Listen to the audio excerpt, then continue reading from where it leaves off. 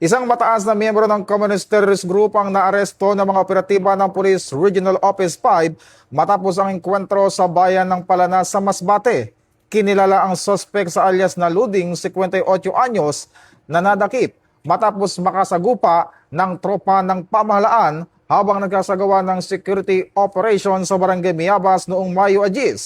Ayon sa ulat, nasugatan ng suspect sa naganap na engkwentro at agad namang binigyan ng atensyong medikal at paunang lunas. Kasunod nito, matagumpay na naipatupad ng mga otoridad ang iba't ibang warrant of arrest laban sa suspect kaugnay ng mga kasong murder at attempted murder na inilabas ng iba't ibang korte sa mga nakalipas na taon. Pinuri naman ni PNP Chief Police General Jose Melencio Nartates Jr.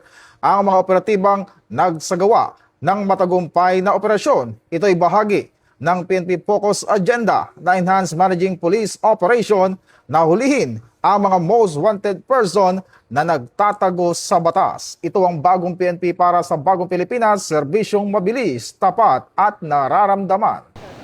Mula po dito sa himpilan ng Pambansang Pulisya ng Pilipinas, ako po si Patrolman Adrian Dayaw, nagbabalita para sa Police News Express.